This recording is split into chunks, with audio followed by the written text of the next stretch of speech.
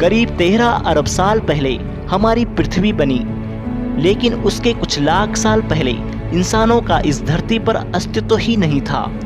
और समय के इस लंबे चक्र के दौरान हम इंसान आखिरी कुछ लाखों साल में ही सामने आए।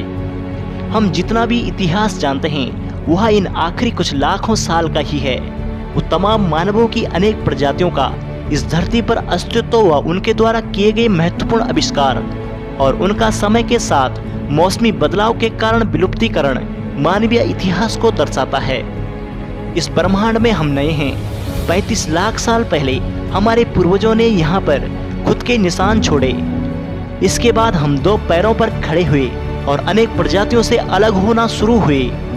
जब हम 2 पैरों पर खड़े हुए तो हमारी आंखें सिर्फ जमीन पर नहीं टिकी रही, बल्कि हमने आसमान की ओर देखना शुरू किया और उसे देखकर उसके बारे में सोचना शुरू कर दिया।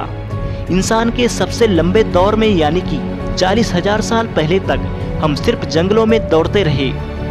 फिर हमने झुंड में रहकर शिकार करना, औजार बनाना, आग पर काबू पाना और चीजों को जानकर उसका नाम रखना सीख लिया। ये सब कुछ हुआ आखिरी 15 लाख सालों में, जब आज से 30,000 साल पहले हमने अपनी कलाकारी के दम पर गुफाओं में चित्र बनाए और उसके बाद हमने खगोल विज्ञान का आविष्कार किया।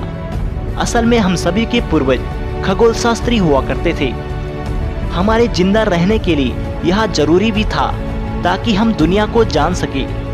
मौसमों में आने वाला परिवर्तन यानी खुद को सुरक्षित रखने व खुद को आधुनिकता की ओर ला सके। और समय बीतने के साथ साथ करीब 10,000 साल पहले हमारे रहने के तौर तरीकों में बहुत बड़ा बदलाव आया। हमारे पूर्वजों ने माहौल को बदलना, जंगली जानवरों को अपने वश में करना, खेती करना और एक जगह से दूसरी जगह पर रहना शुरू कर दिया था।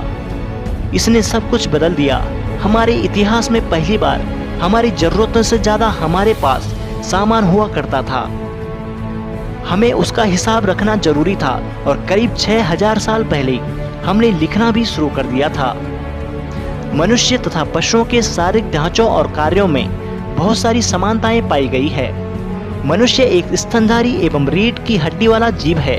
उसके तथा अन्य स्तनधारी और रीढ़ की हड्डी वाले जीवों के पूर्वज एक ही हुआ करते थे।